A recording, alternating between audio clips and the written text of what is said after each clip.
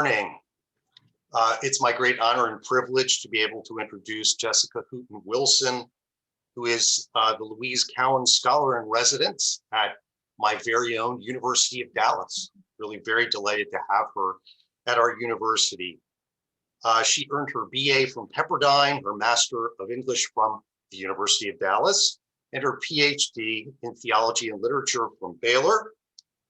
She has, having received that PhD in 2009, since 2017 has published 7 books, of which 3 are from university presses. She has forthcoming the completion of an unfinished novel by Plenary O'Connor. She already has, I count, at least 4 major prizes to her name. She really doesn't require any further introduction, and I don't want to get in the way of her talk. She's an expert on Flannery O'Connor and Dostoevsky, and we're really very excited to have her. So, Jessica. Thank you. Well, I would like this to be as interactive as possible. So if you see at the bottom of your screen, you have a chat box. If you could go ahead and open that up, because I want to start with some questions, and then I'm going to read through some various texts that I think many of us probably are familiar with and ask some questions about what we might be able to glean from some of these texts, and try to figure out what it is that we're doing when we're in the liberal arts, when we're in the classroom. So first of all, I'm just going to be really honest with you. I don't have shoes on. Anyone else not have shoes on? I had to go to a conference a few weeks ago and they expected me to wear pants and shoes. And I hadn't done that in so long because we have just been living this kind of bifurcated life where we're only part of a person. We're only our faces, we're only our screens. And our students have been doing this too. So I don't know how many of you are returning to the classroom, but we have to kind of think through the transition for our students because they become accustomed to a different way of being in the classroom. Being in the classroom was hard enough to convince them of what that liturgy looked like, what that experience we expected, right? I think we all have our different metaphors for what the classroom is. But now we're going to have to transition them back into that space. So one of the questions that I want to ask is, what have we gained from our experience of teaching during the pandemic, for those of you who are teachers? And what do we need to return to get back to, and why? So if you start filling in things in the chat box, those are my 2 starting questions. Has there been something we've learned that we can incorporate into our former teaching practices that maybe we didn't do before? And is there something that we really need to get back to that was lost during this experience, and we want to help students return to that way of being in our spaces again? So if you could start filling out that in the chat, I'll give you a few minutes. Just kind of think through those questions. I'll say them one more time just to kind of give you some space. What have we gained from our experience in the pandemic teaching in this different way? What have we learned that we want to incorporate? And then what do we need to get back to in that transition? While you're typing, what I ended up calling my talk was Liberal Education After Purgatory. I'll keep letting those fill in and then I'll respond to some of them. And the reason that I did this is I was really trying to imagine the season that we've been through not as kind of a torn out page in a book. And I think some people have been seeing it that way, that this is, I've got my 20-year career and then there was 2020 and I'm just going to rip it out, right? Or they've been imagining everything was going a certain direction. We just kind of hopped over this bridge of 2020 and then we're going to get back into the classroom the way it was. And instead, I almost want to imagine that the experience has a trajectory towards it, that it was part, if we imagine what Mount Purgatory looked like in Dante's Divine Comedy, that it's part of an experience of liberation that we can incorporate into our teaching and that we can learn from, and that we can even use it as part of students' lives and talk to them about what they could have gained from that experience. So that's the reason I've named it Liberal Arts After Purgatory, and I will look a little bit at Dante to maybe understand that. So some of the responses we have, Norman Fisher, I will bring back an appreciation for the social dimension of learning. This is fantastic. You know, Socrates in Timaeus, one of my favorite parts is just the opening of Timaeus, where he says, 1, 2, 3, but where is my fourth? And everyone else responds, well, I think that he's ill, but don't worry, we're going to make up the lack for him not being here. So not only does the teacher know who's missing, but everyone else in the room knows who's missing, and they're going to make up that gap for one another. So I think even from our great teachers in the Western tradition, in the earliest classroom that we can see in Timaeus, we get a sense that learning should be social, that it should be communal. And one of the reasons that I wanted to be able to have a conversation with you this morning is to really make this as interactive as possible. I think too often we are getting used to Zoom where we treat it like television and I'm just going to sit passively back and receive. But the social dimension really requires that we step up and that we participate in the community. Emma, what has been gained is a sense of the importance of the human connection.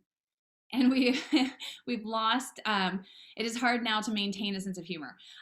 I think that this is very true as well. Chesterton talks about Satan fell because of his gravitas, which I just love that line, right? We have started taking ourselves too seriously, hence me showing my feet to a bunch of people I don't know. I think that we need to not take ourselves too seriously. Part of your job as a teacher is to show students that learning is lifelong. And if that's the case, then you have to have the humility to say, there's a lot of things I don't know.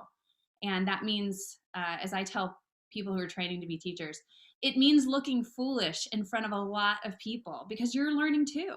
And you have to be willing to do that. And that's going to take a certain sense of humor. So I love that. As far as seeing faces, there's something that is really difficult about Zoom because we can't, even though we're seeing each other's faces, it takes so much more energy to process the context that every single person is in and what those faces mean and what's going on in their environment because it's different than my environment right now. So even though it looks as though it's kind of a trick, it's a facade of getting to see each other's faces, we're really not getting to process the same human interaction that we've had before. And I think students are going to have to relearn that. I think that's very true. Students are curiously more vocally active in remote learning than in person. How fantastic. That's really interesting.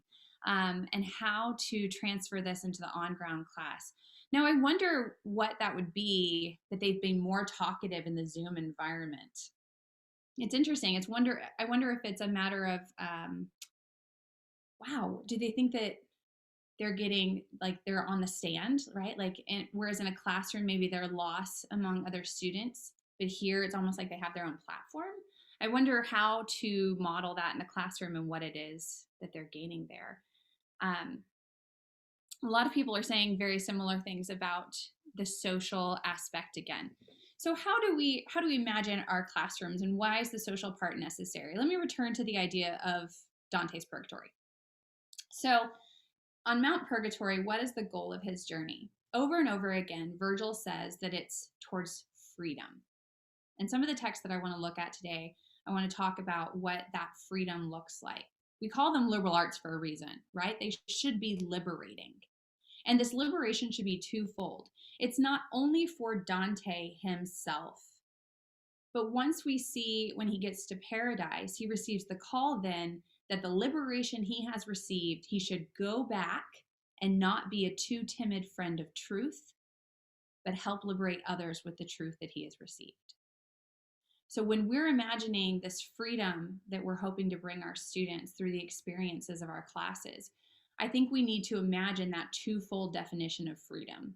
Eric Adler wrote this great book called Battle of the Classics, right? What a 19th century debate, it's the subtitle, can teach us about how to save humanities today. And so he constantly hits on this humanizing and the humanitarian aspects of this freedom, right? That we want students to gain their freedom and then be able to free others with that. And I think many students want this. There's students that have this goal of wisdom, but they've separated it from justice. There's these students that are really gung-ho about justice, but they've separated it from wisdom. Some students don't want to do the hard work of rehumanizing themselves, which is what Mount Purgatory is about. They want to jump straight into changing everybody else. And I think part of our goal in order to be the Virgil in their lives is to show them that this freedom has to first be gained through the experience of purgatory themselves. Now, how does Dante go about that? Well, Dante has a teacher that he receives as his guide. It is someone that he respects, right? It is someone who wasn't chosen for him. In some ways was by the saints, but also was his own choosing, was somebody that he wants to follow and wants to emulate. And I think that we have to show students that we can be that for them. I think we have to gain that relationship. Part of the social aspect that many of you guys talked about in the chat has to also begin with us. We have to be real people with them that they respect and want to model in order for them to actually have transformation in their lives. I'm gonna jump real quick from Dante to Walden, which may seem like a strange jump, but I hope not. I hope for those of you who are really used to liberal arts teaching, you can jump with me several times. But what Dante learns with this freedom really has to do with his vision being changed as he's climbing up the mountain. And the way that Thoreau talks about it is a waking up. For our students, and I don't know all of your classrooms, and so this may not be true for every single one of you, but for a lot of my students, they have been very invested in being woke. They've been very invested in wanting to see things clearly, where they feel like for hundreds of years, everyone saw things wrong. And so they now want to jump into this space where they can see things clearly. And so I want to read this passage from Thoreau about waking up. And then I also want to read a passage from Crime and Punishment. And then I'm going to ask you a question about how we can guide students from this wonderful desire that they have to be awakened and towards justice, but also how can we also move them towards humanization and freedom, and the freedom that that looks like to be Lord and Mitre of themselves first. So I'm going to read you two passages and keep that question about awakening and freedom in your minds. So this is from Walden's Thoreau, and Thoreau's Walden. And this is the part that's probably most familiar to everyone about waking up, but it's one of my favorite passages to read. I do wish I could kind of stand on when I do this with my students, I literally jump up on top of their desks and walk from desk to desk. Very like, Dead Poet Society. If we're going to talk about waking up, I want them to experience the waking up, and I can't do that via Zoom. I very much wish I could just like jump in front of you to make this come to life. But every morning, Thoreau writes, was a cheerful invitation to make my life of equal simplicity, and I may say innocence, with nature herself. The morning, which is the most memorable season of the day, is the awakening hour. Then there is least somnolence in us, and for an hour at least some part of us awakes, which slumbers all the rest of the day and night. Little is to be expected of that day, if it can be called a day, to which we are not awakened by our genius, but by the mechanical nudgings of some servitor, are not awakened by our own newly acquired force and aspirations from within, accompanied by the undulations of celestial music instead of factory bells, and a fragrance filling the air to a higher life than we fell asleep from. I think most students will catch on that he's talking about waking up to nature and the natural movements of life rather than waking up to your iPhone and immediately checking your Twitter. So I love comparing this passage to what my students are actually experiencing. One of the things that they don't realize when they're talking about being awake is that they've lost that sense of being awake to what technology is doing to them, to the own presentism of their day, if that makes sense. They think that they're very awake, and then when you read this passage, which took place 100 years before them, they suddenly realize even Thoreau is now waking them up to something that they have been asleep to. The influence of technology, the influence of their phones, the things that they have, the air that they have breathed. And I'm getting to read them a text that took place before them that wakes them up a little bit more to where they currently are. Thoreau writes, the millions are awake enough for physical labor, but only 1 in a million is awake enough for effective intellectual exertion. Only 1 in 100 millions to a poetic or a divine life. To be awake is to be alive. I have never yet met a man who was quite awake. How could I have looked him in the face? How do we have an author who doesn't claim to be awake? Most of our students are very excited, and I'm making a lot of assumptions that you guys are teachers. I didn't even ask. I just kind of assumed everyone here has some investment in the classroom. But most students, I think, are assuming they're awake. And then they read this author who says he himself is not even awake. That to be awake is to be alive, and I've never met one who was quite awake. How could I have looked him in the face? Suddenly, to be awake is a lifelong journey. It's the end of the mountain. It's the Eden. It's the goal. And it's not something that we claim for ourselves, right? If you claim that only for yourself, then what are you blind to? Blind spots are called blind spots for a reason. What are you asleep to if you've claimed that you're fully awake? What are you missing, right? What's the point to keep going? I have a question for you as far as text. What text do you use in your classroom to wake your students up? What are texts that constantly wake you guys up? You could teach them over and over again, and every time you teach them, you could ask a question about them that you don't know the answer to, which I think is the mark of a really good teacher, right? What is that text that you would teach that would just wake your students up, that they would no longer be able to claim, I'm already awake? Just go ahead and fill out answers in the chat. Marcus Aurelius, fantastic. The color purple. Yep, I got my Alice Walker right next to me. I love the color purple. Beloved. Yes, fairy tales, great. Letter from Birmingham Jail. London by William Blake. Oh, that's fantastic. One of the things that Adler talks about, you can fill out some more if you think of them. One of the things Adler talks about is that we have to focus on these texts. The Death of Ivan Ilyich. I'm sorry, I have to throw out a yay. I love my Tolstoy. I love my Russians. I love anything that's Russian, mostly. I want to make sure that that's true.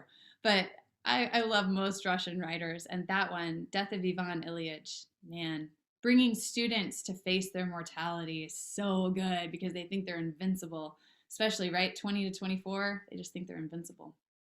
So I love that part.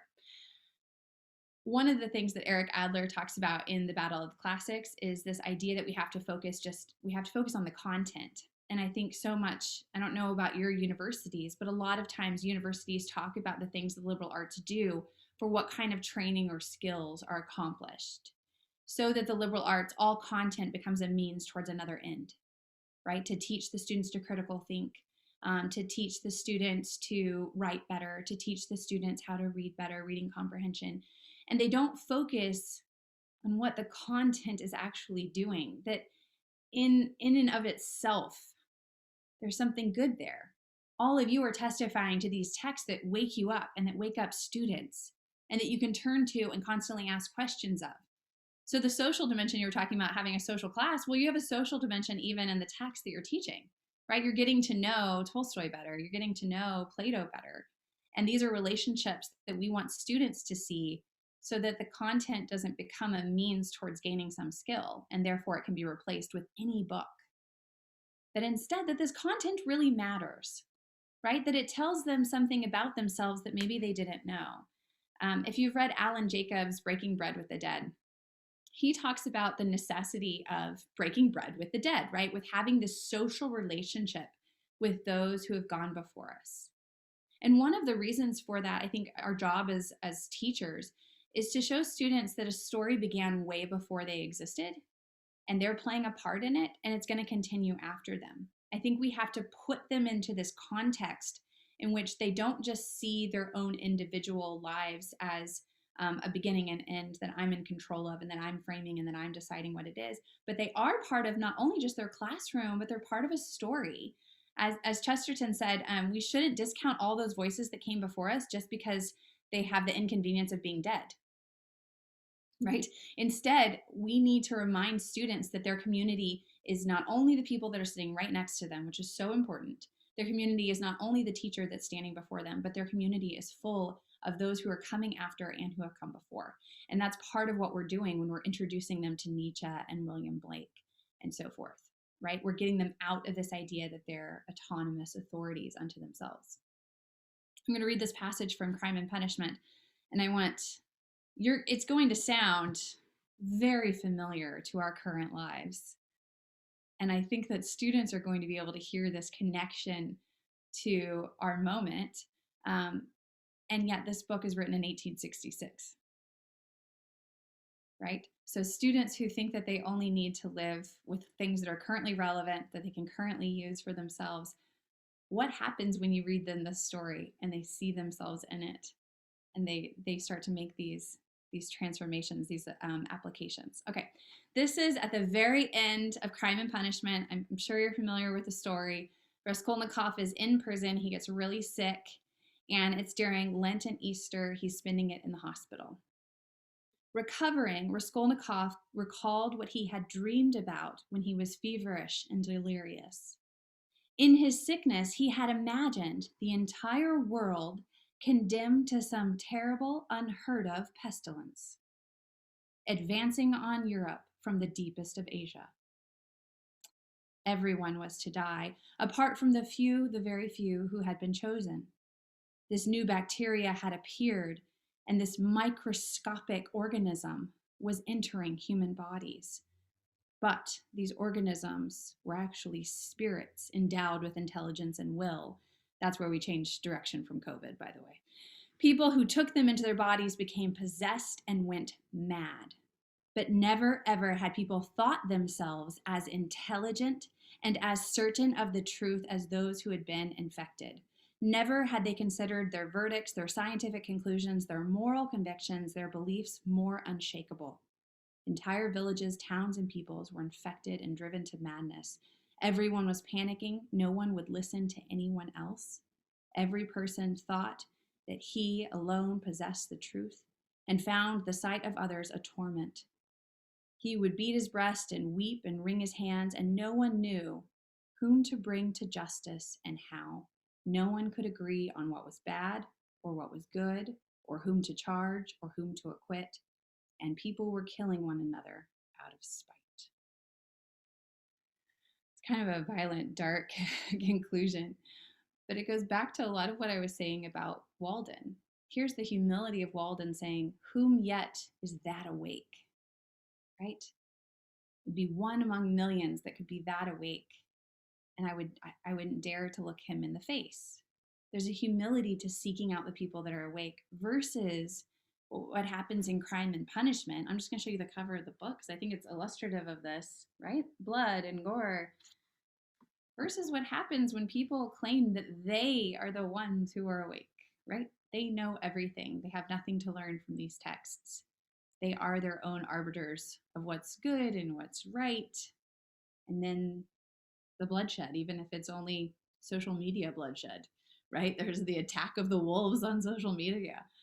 They live in this realm where to disagree, right, is to attack and to assault. And that makes discussion, I think, in our classrooms really difficult because not only are they not willing to listen because they themselves are awakened, and maybe their teachers of the generations before are not awakened to these things, but also in order to engage means for them to attack. And I think we have to change and transform that. And one of the ways that we do is we introduce them to these texts. These texts become vicarious places where they get to experience these truths, right? Where they get to live them out. The last text that I want to talk about before I finish with Dante, and I want to talk about, I'm doing a lot of Russians, aren't I? I can't resist. I'm going to talk about Ivan Denisovich. One Day in the Life of Ivan Denisovich is written in the 1960s. And I love telling students, here's a man who survived this experience of the gulags. And when he left that experience, he didn't look back and say, that was the worst thing that ever happened to me. The ironic thing is, he looked back on something that was really difficult, way more difficult than quarantine, way more difficult than a pandemic like we've experienced, because he was suffering frostbite. He was being forced to work in the worst conditions. He was living 7 years without his dignity, right? Everything that he thought made him a person. They had cut off his hair, so it's not his hairdo that made him who he was. They had assigned them prisoner clothes, so it wasn't that who made him who he was. He didn't get to choose his own music or decide what he wanted to eat or who his friends were. Everything that we think makes us who we are was taken from him. And yet, when he looks back on that experience, what does he say about it? And this, I think, is very counter to what a lot of our students would say about the difficulties or hardships in their lives, and maybe what many of us would actually say. He says, "Bless you, prison. Bless you, prison." Why? Well, the prison did for him what the prison does for Raskolnikov in Crime and Punishment, what the Hermitage did for Thoreau in Walden. It gave him the space to focus not on the material acquisition, which becomes the dominant cultural narrative, I think, for a lot of our students, but it gave him the space to focus only on the development of his soul. When everything else was gone, he learned what freedom meant. Freedom not in license and getting to choose whatever he wanted to wear or be or do, right? If we ask our students what freedom means to them, a lot of them are going to say choices, unlimited possibilities to be who they want to be. And yet here's a man who all of his possibilities for who he could be were taken away. And instead, what was left to him was the development of his soul. In not in Ivan Denisovich, but in the Gulag Archipelago. So both of these, of course, are Solzhenitsyn's Gulag experiences, and then this one is a collection of lots of other people's experiences. But Solzhenitsyn includes his own, in which instead of living like an animal and just eating the bread that was put before him, he would take the bread and he would turn it into a rosary, and he wasn't Catholic, but it was a rosary of poetry. And each little bread that became a bead on his rosary, he would use to memorize poetry and to write verse.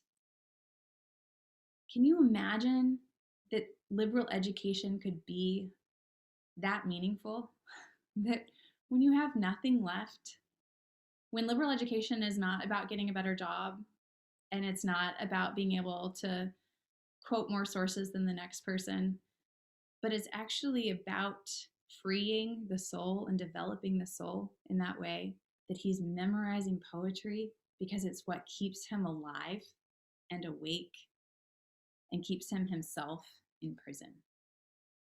And I think our job as liberal arts teachers is to bring student into these vicarious experiences in these texts that take them outside of their own assumptions about what it means to be free, their own assumptions about what it means to be awake, what justice is, what truth is, and get them into a dialogue with these texts, with these people, with these stories that can give them a different way of even viewing their own experience. At the very middle of the Divine Comedy, right? So Dante's climbing the mountain. In the middle of the mountain, he approaches Marco, who's in the realm of wrath. So there's like this fog all around, right? So talk about someone who can't see, in complete darkness and fog. And Marco is trying to free himself from the knot of anger by walking around in this fog for years on Mount Purgatory. And Dante asks him, what's wrong with the world? Right? Why are there pandemics? Why is there quarantine? I mean, this is I think if you ask this question, if you wrote this question on the board, all students want to answer this question. Whether they admit it or not, if they say that they're there for a job, they're not there for a job when they're faced with a question, what's wrong with the world? Their priorities will change the minute they actually think about that question, because it's something that's gnawing at them and eating at them. What is wrong with this world? And Marco answers, obviously you're from the world because you're blind to the answer to that question. And your blindness has shown me that you're from the world. What's wrong with the world? You are. Right? And at first my students think, well, Marco's just saying this out of anger. I mean, he's in the world of wrath, so he's just being mean. But I think that that is the starting place for a lot of our students, right? Is that they have to first see themselves as part of the problem and not just part of the solution. They very much want to be the solution. They want to be the change in the world. They want to awaken people. They want justice. But they have to begin there where Dante does before he can get to paradise, before he can come back and write the Divine Comedy. The pilgrim has to go through the experience of examining himself to be freed from those things that constrain him. And what constrains a lot of people is the assumption that they have truth when they don't. And what actually frees them is the poetry that they live by, the stories that they know, those things that should have never been forgotten, that they remember and that they carry with them. I want to open it up at this point for the last half hour to be mostly about conversations about these texts or other texts, about liberal arts, about questions that we have as we move forward into our classrooms. What is it that we're doing, and how can we help each other do this well? How can we do it in such a way that our students do feel free and that they're able to pursue wisdom and justice? So please use the chat box, or since this looks like it's a small enough group, there's about 30 people, you're welcome to do the Zoom hand and unmute yourself, I think, as well.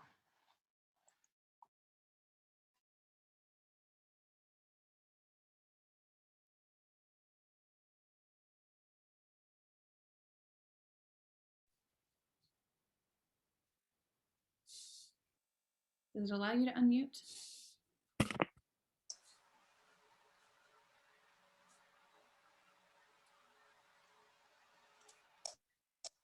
Yes, Robert. Yeah. Yeah, Jessica, thank you for your talk. Everyone likes wokeness, but wokeness talk, like intuition talk, like lots of other talk, often seems to be nothing but dogma in disguise. You have anything to say? Yeah, absolutely. I think that Alan Jacobs wrote a great piece in the New Atlantis. Sometimes I joke that my only job is just to repeat what Alan Jacobs says, but he's just brilliant. So I do that with total awareness. But he wrote a piece in the New Atlantis called Wokeness and Myth.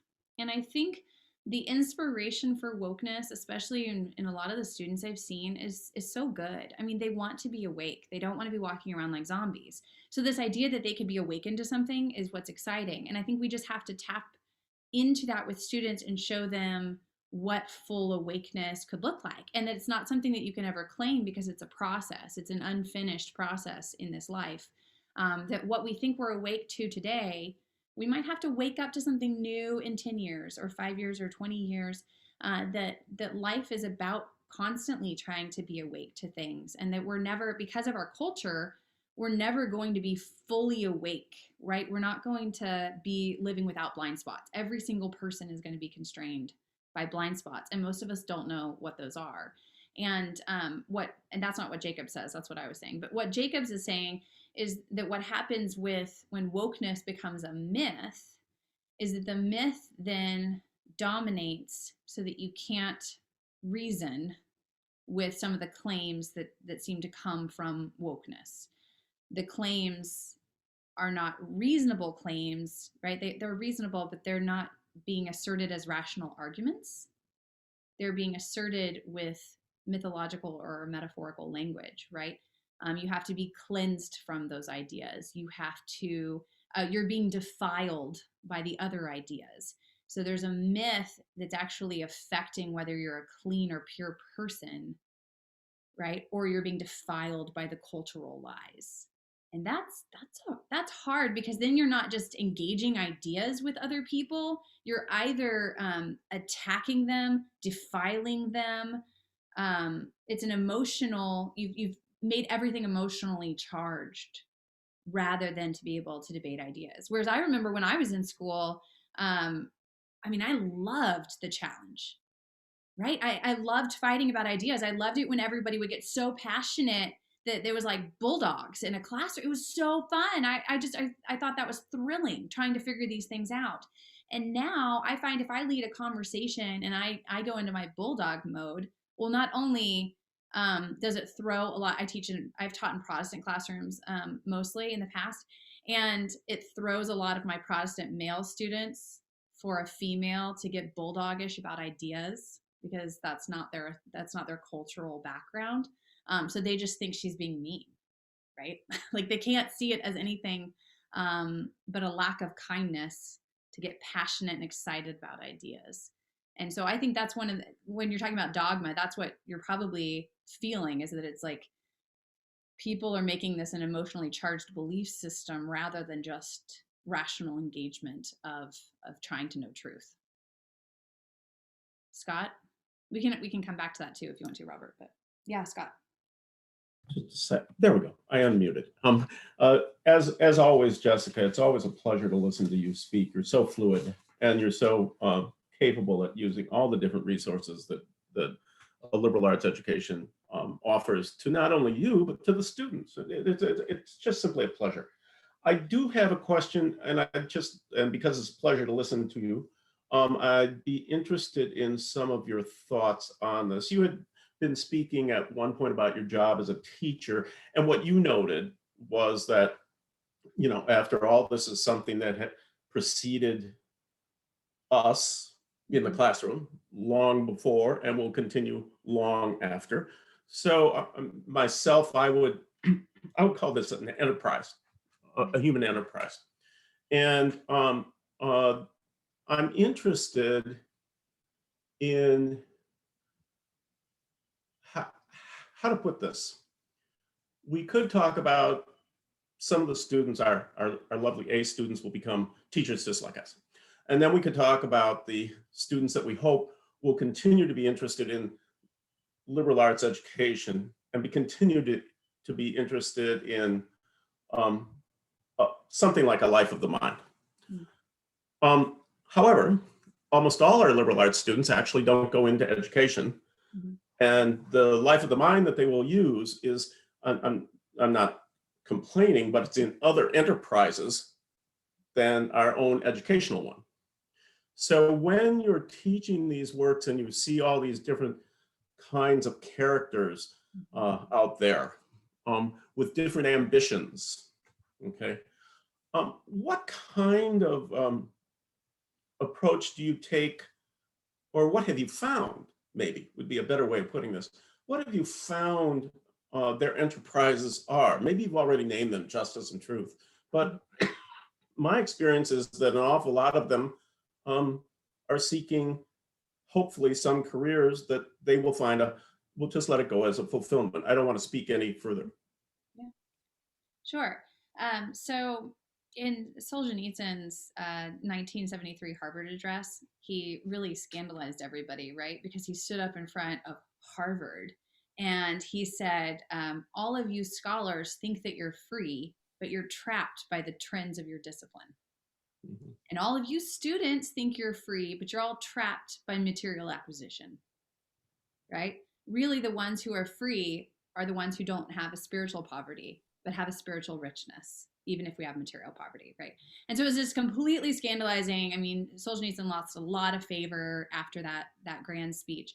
But I think what he says in 1973 is very true about where we are. I've had the privilege, and I say this, it's partially going to sound like a joke, but I don't mean it as a joke. I've had the privilege to never really have to teach English majors. And why I say that is, for someone who studies literature, and I studied literature and theology at Baylor and literature at University of Dallas, the problem with a lot of this major talk, right, is that you think of it in utilitarian terms. And so even something I love, like literature, if you teach English majors, are thinking about it in terms of its utility. I think that the idol of use in the classroom is the most dangerous idol for us, not only for the scholars who then become unfree because they're trapped by the trends of their discipline, but also for the students who see everything then as a means to an end. And so what I found in my classroom is one of the first things I do with first-year students, I love teaching first-year students, is I go up to the board, I'm like, why are you here? Why are you in this classroom? And everyone's like, because I have to be, because it's required. And so you write like required on the board. Okay, so you're going to get credit for this class. All right, credit for what? Why did you want credit? Because I got to get a degree. Okay, credit for a degree. What's the degree for? I got to get a job. All right, job. What's the job for? I want to make money. All right, what are you going to do with money? I'm going to buy a house. Okay, now what?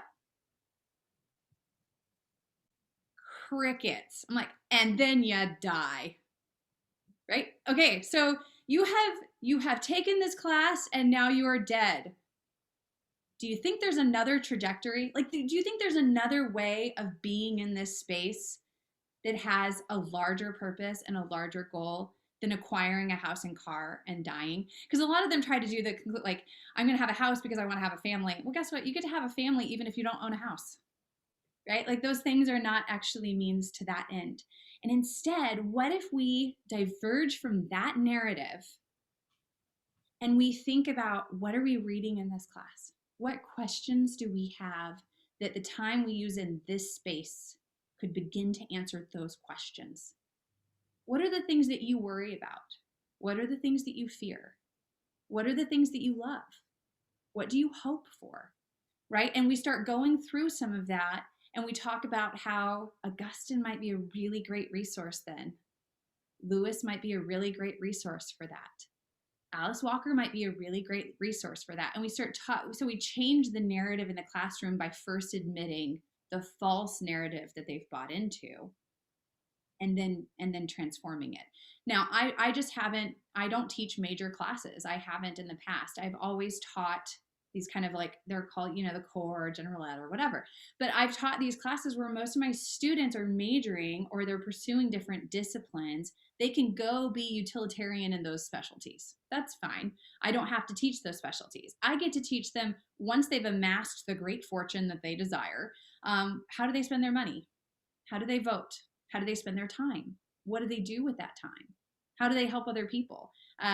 David Brooks has that great book, The Second Mountain. I don't know if you've read that. What I loved about that book is he's almost talking from, the perspective of mid-60s, saying the first mountain is the material success, the fame and the fortune, blah, blah, blah. And then you have the second mountain where you realize, I need to actually go do things for other people. Well, I think the best thing you can do is introduce the second mountain to freshmen and say, this first mountain is just not going to satisfy. The very fact you have to have a second mountain, just go ahead and pursue the second mountain. Right? It's the one that actually satisfies. It's the one where Eden exists at the top. This first mountain, you're going to get to the top and want to jump off, because there's just not a lot of point at only living for that mountain, right? Only for the fame and fortune. Give them Boethius and they'll see that very quickly. So I think that some of these texts do the work for me, but also trying to walk students, just putting it out there, that the ways they think, and kind of taking down the lies or revealing the assumptions that are wrong. So Thank you. yeah. Other questions? There's a chat. Is that a question in the chat? No. Like Hobbes. Yeah.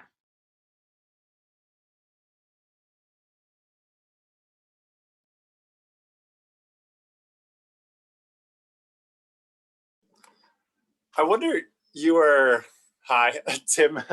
I liked your, when you were kind of saying, like, that humility you need, I don't have all the truth and I'll never will be completely awake. And I think that's great. I think that's so essential. And then I kind of pair that with the activism. I need to do something, which also you mentioned comes from a good heart. Mm-hmm. And sometimes in my paranoia, I don't want to acknowledge that. I'm like, no, I'm afraid they're coming after things I believe. So, which is not maybe what people think. And then I kind of started thinking, what about the idea of rest? Augustine, like, my heart must rest in you, or Aristotle, sort of like enjoying the true enjoyment of these things, and like maybe not even really talking about in the classroom what you're going to do, or even helping people, which is almost scandalous. Like, I don't even want to know how you're going to help anyone with this, or how you're going to like remove your own original sin with this. Like, just rest in the enjoyment of what seems to be truth in this moment. and that's almost scandalous to them. And I think the distraction culture is because it's like I'm not allowed to rest, but I know I need it, so I just distract. Anyway, it's just kind of like that, like bringing that idea into the classroom. It's like maybe something. Yeah, it's fantastic. So one of the things I've done in the past, again, I've taught mostly at like Protestant universities, and now I teach at University of Dallas, but I teach mostly in Christian environments. So it's going to be different for every single one of you, the way you do this. But what I've done with first year students I love scandalizing students, right? Because they suddenly realize what idols they never knew they had, right? Once they get them attacked. And so I would write on the board, God is useless.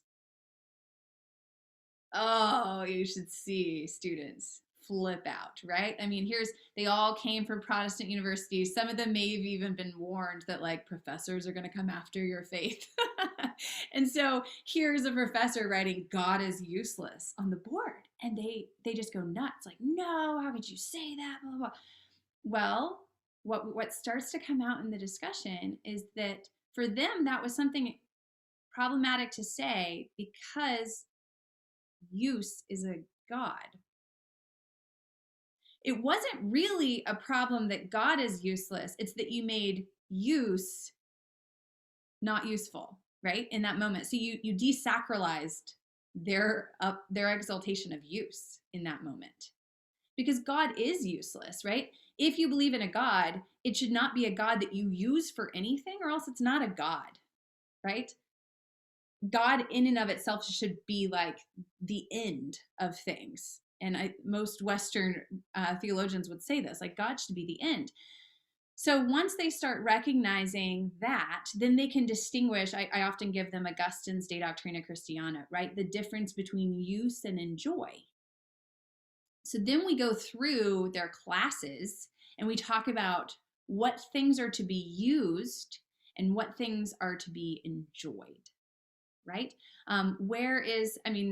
Walden, Thoreau talks about it as listening to the celestial spheres, right? Where's the contemplation?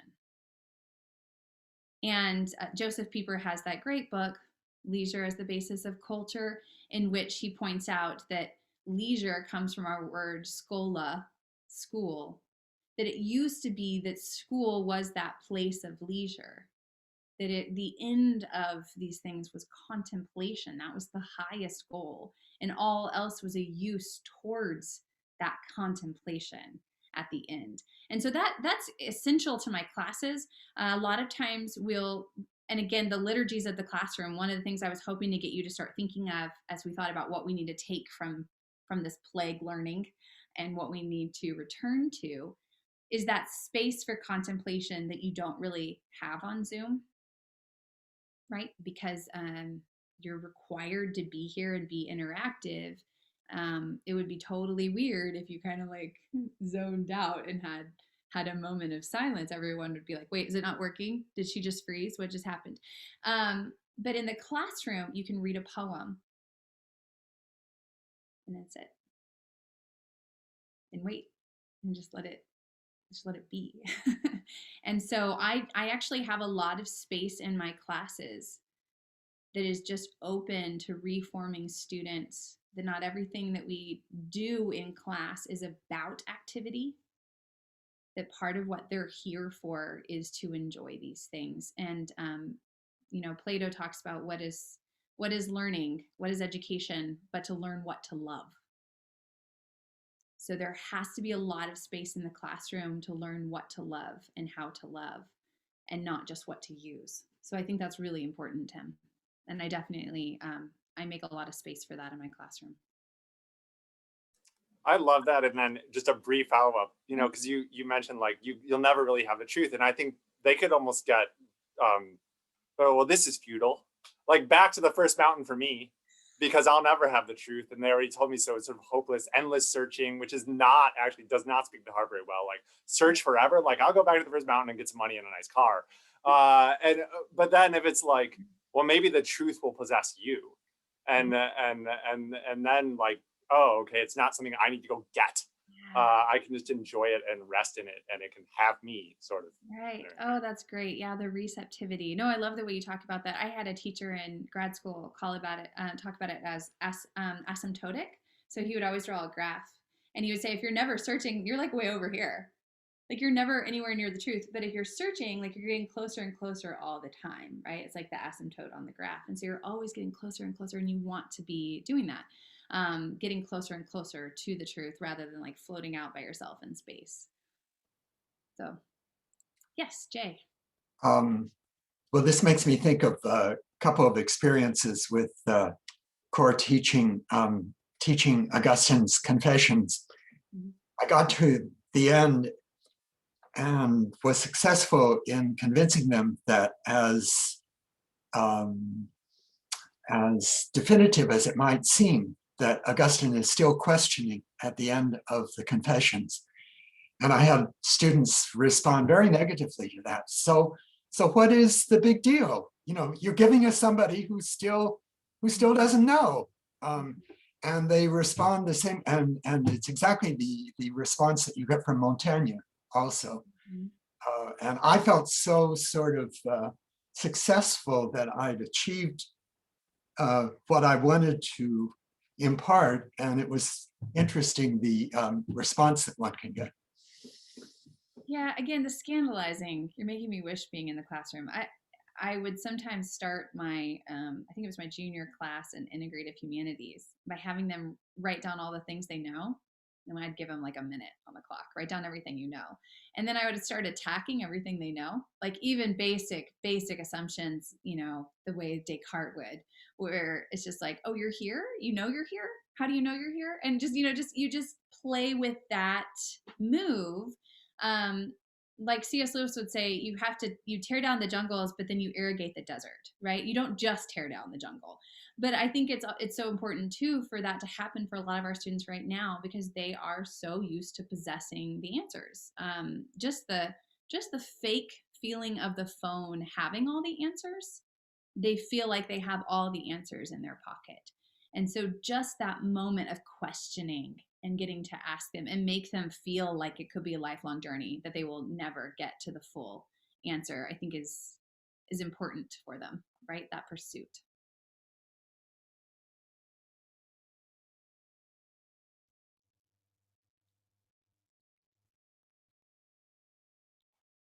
Charlie, you jumped back on. Does that mean that we're out of time, or do we have time for one more? No. Just we have plenty of time. Okay. If folks want to do things. Sorry, I didn't mean to. No, you're good. You're something good. like I that. just saw your face and thought, okay, the leader is back. So, Hey, Jessica. yeah. This is Norm. I really loved the part of your talk where you talked about how ordinarily the students are kind of hypersensitive to disagreement, right? And they take it all as being a kind of attack. Mm-hmm. And I thought about this language that you sometimes hear people use about how things should be a safe space. And I thought, well, this is giving a different meaning to what that would mean. Right? It's not a safe space in the sense that you would never be challenged, right? But it's a safe space in that the challenge is not an attack, but kind of a friendship, I guess. Mm-hmm. The same way that, for example, the sort of agonistic notion of friendship, right, that you see in like athletics, for example, right, where you can beat the crap out of each other for an entire game and then shake hands at the end and say, hey, yeah, good game, right? You know, and that kind of thing. Of course, slightly different in other ways, but yeah, I just thought that was a really interesting concept, and I wonder if you wanted to say a little bit more about that. Sure. Yeah, I think the friendship is very important. And I want to clarify first for professors this idea of friendship that may have been falsely propagated at your universities. And maybe this isn't you, but I have attended some of the worst faculty development workshops in which friendship meant that I serve the customer. I go to class early to talk about, I don't know, the talent show the weekend before. Or I allow people to come into my office and talk about their relationships. None of that is friendship that will allow for a strong classroom environment. First of all, I've told my students, if you're coming to your professor to talk about your relationship's doomed. First, you should either be talking to the actual boyfriend or girlfriend, or you should be talking to your friend set. But coming to your professor means you're on your last straw. Like, there's no reason you should be in my office talking about your 20-year-old relationship. But when it comes to coming to class early, I don't want to go in there and have superficial conversations about their talent show experience. I want to walk into the classroom and, like C.S. Lewis's definition of friendship, in which we're both looking at the same good, right? Like, we're both looking at Dante and we're walking side by side and going after Dante together. That is a strength of friendship that they don't even have access to in most of their relationships with each other, because, you know, like Aristotle said, you use people, right? That's a false idea of friendship, that you're using people to get what you can out of them, whether it's enjoyment or like pleasure or networking. Instead, this is a more lasting idea of friendship. This would be like the Aristotelian ideal, that together we're walking hand in hand towards a truth or towards something beautiful or towards something good.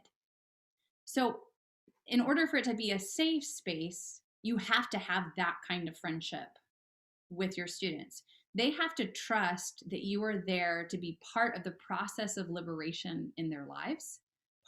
You have to be their Virgil. They have to trust you. So it can't be something where you stand on high. You know this probably already, but there's places of power in a classroom, and they presume places of power, that what you say from that place of power becomes authoritative. Whereas if you sit in a classroom where you sit among students, right, and you become a co-learner with them, you're Virgil taking them up the mountain. You haven't lost that responsibility, but you don't have the power play in which it's going to turn either into students being silent or feeling unsafe or being antagonistic towards whatever it is you're teaching. And I think it's just really important for us as teachers to know that how much the experience of the classroom affects what it is that we're doing, not just what we say, right? Or not just what we're reading, but actually how we're embodying it in those spaces. And I think that's what's been really hard about Zoom, is even if you look at the screen, I've got a gallery so I can see all of you at the same time. If you're doing this with students, this could be productive in the sense that it's equalizing, right? And it might be why some of your students are talking more, because they don't have that sense of power play that can sometimes happen in the classroom when you stand in the front or stand above and they're below, right? There's more of a maybe even equal sense of learning that can happen that makes them feel like they can speak. I'm not sure. That's a conjecture, but it's a possibility. Did that answer, Norman, or do you want me to elaborate on something? Oh, no, that was good. I thought another thing I thought of was that letter of Machiavelli's where he talks about how he's kind of on the outs politically, right? Mm-hmm. And he talks about how he spends his day in the town rascaling around, right? And then he comes home and he puts on these robes, right? And converses with the ancients, right? And I think, well, that's the model of friendship, both with the literature, but then also with each other, that you want to sort of, I guess, project, right, in the classroom or foster in the classroom. Right. Yeah. Well, and I've done stuff with that. I've actually worn like my doctoral robes to class and like sat in class with them in it. And we've just talked about it. So what has changed now that I'm in these robes, right? Is this, I mean, it can't, in some ways, it can be like the Socratic festive attire that Socrates says, like, I'm wearing my festive attire for the banquet that we're about to share, this feast of discourse, right? So they get that sense. But also, what changes if I would show up in workout clothes for them? How does that signify what it is that we're doing right now?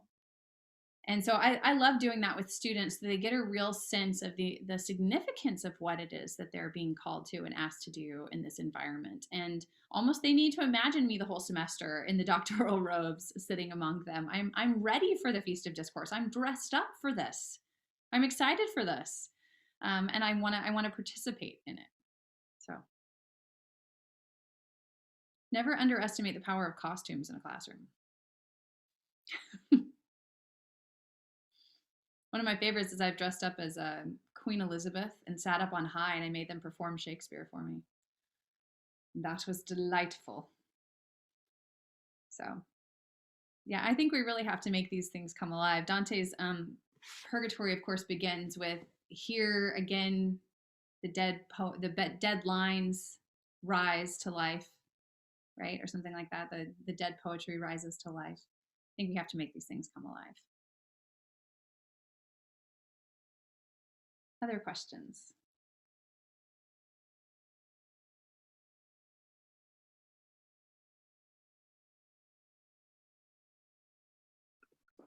Just gonna jump in there. Thank you for your talk. I find it very inspiring. I'm curious. I teach at a small liberal arts college in Amsterdam, and my sense is that my students are very different from yours. So it's very rare for me to have a student with a Christian background, sort of predominantly secular and overall left-wing progressive, if not full-blown neo-Marxist activist. If you would teach students like that, would you do anything different, or do you think many of the things that you talked about, sort of shock therapy and taking pause to read poetry, works the same way? And I think largely it does, but I'm just curious if you would do anything different. Yeah, so I've taught abroad as well. So I've taught in London and I've taught in Prague, and the different environments in London, pretty much everything still translates. You can almost hold a Socratic discussion. It's a little bit more difficult. The students were more reserved, but at the same, and they do have different political leanings. When I was teaching in London, in Prague, they were very antagonistic. I was supposed to teach religion in American literature, right? And they prize their atheism like it's a badge of honor. And so there was a lot of antagonism. But I would say that the most difficult part of teaching in that environment is the Socratic method doesn't translate, because in the Czech Republic, they want you to just tell them everything they're supposed to know and they write it down. And so I would ask questions and the response was just, why are you asking? Why do you know nothing? Why haven't you read the book? I mean, they were just like very upset that I was asking questions. So I will say that, you might just have to pull back the curtain more in those environments and tell students what it is that you're doing.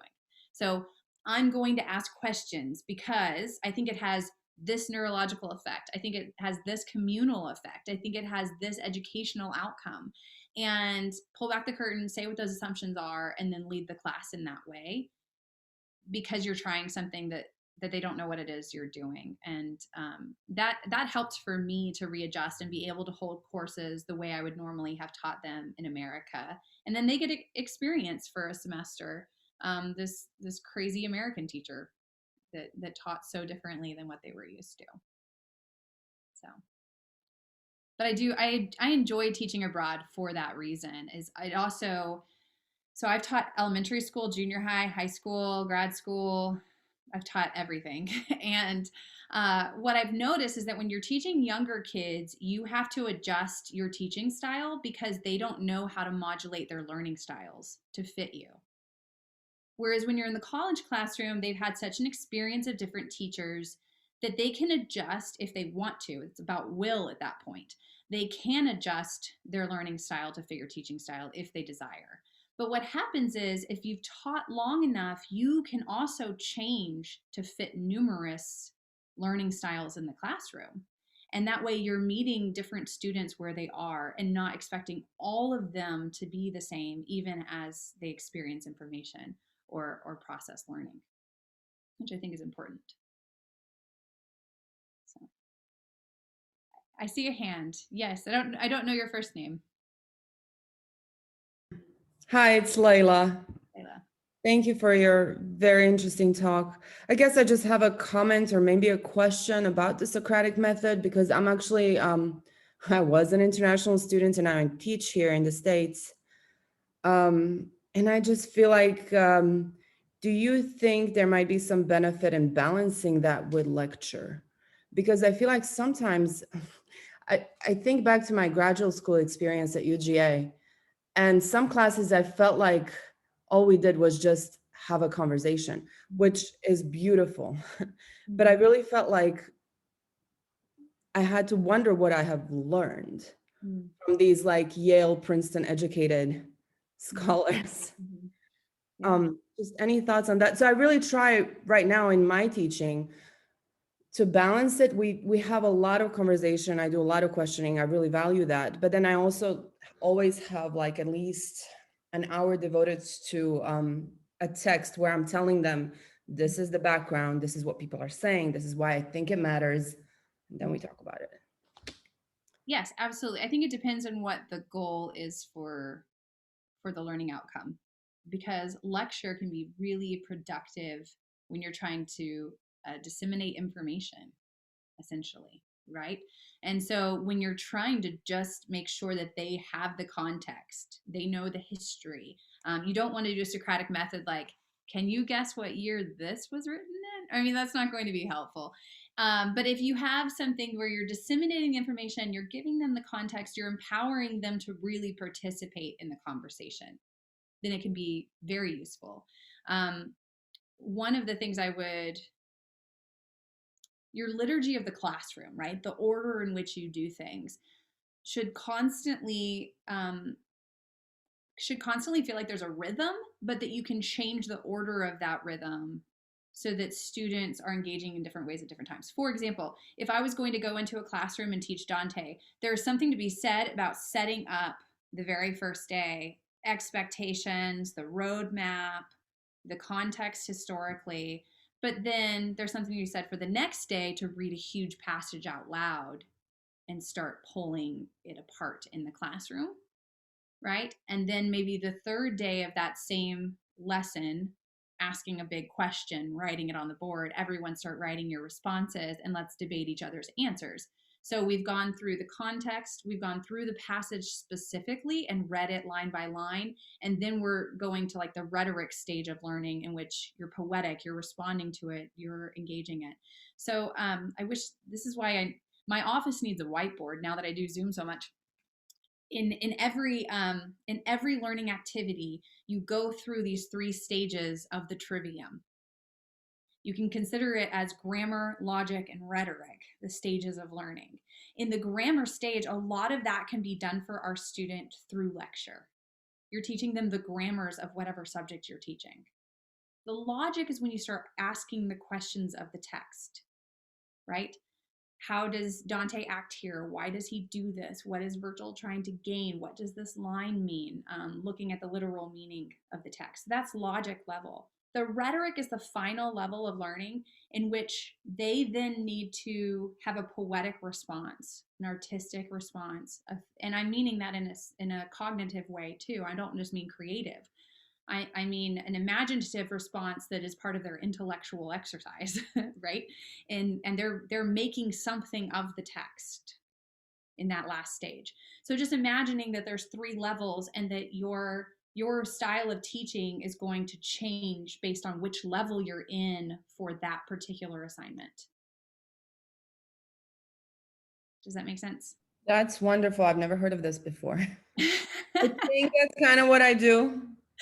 Yeah, well, I do. Look into it more. Yeah, well, so for ACTC, I wasn't thinking of doing a lot of pedagogy, but one of the other things I do is I teach pedagogy. So so some of this I'm just kind of throwing some pedagogy at everybody I wasn't expecting to do, but yeah, that's some of the other stuff I do is pedagogy. Thank you. Yeah.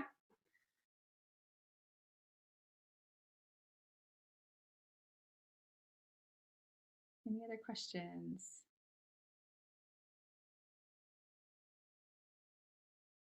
Okay. Can I finish by actually reading a poem? Is that good? Okay. I'm just gonna pull it off my shelf real quick because I just thought of it and I want to conclude with it. Do you guys know Osip Mandelstam? Russian communist dissident. And this collection is actually translated by Christian Wyman. And I say translated that way because it's not really translated. Wyman doesn't know Russian.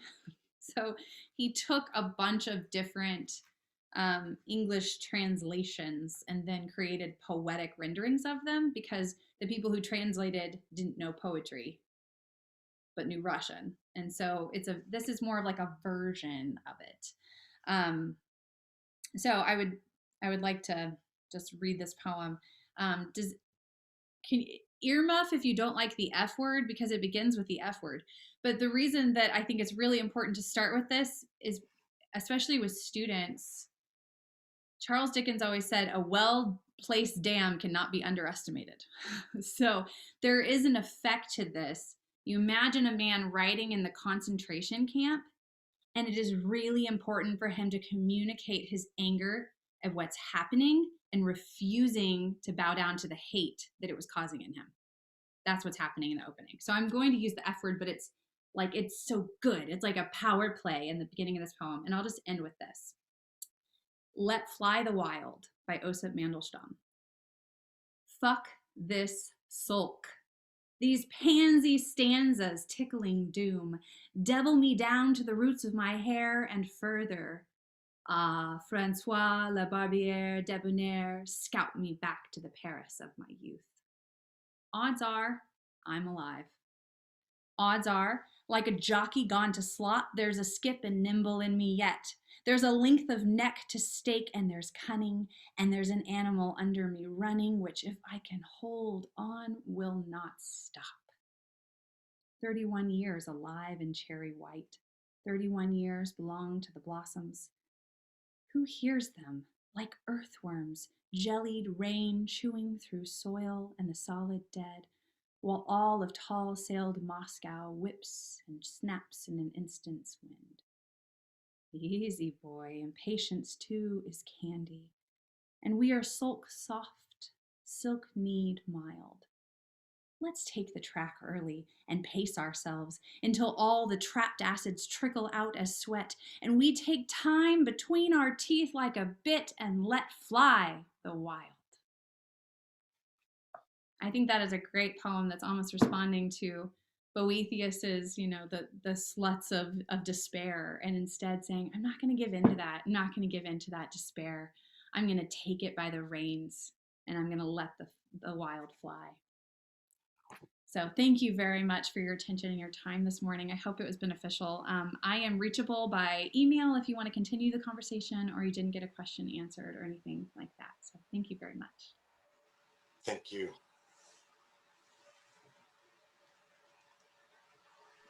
All right, let's, everyone's finding their ways to thank Professor Hooten Wilson, and we'll continue to do that. Thank you for coming to this second plenary of our conference. We have a day full of panels. I believe there are 10 more panels available today, more than 30 available for the rest of the week. So I hope to see you all again soon. Thanks. Thanks again, Jessica.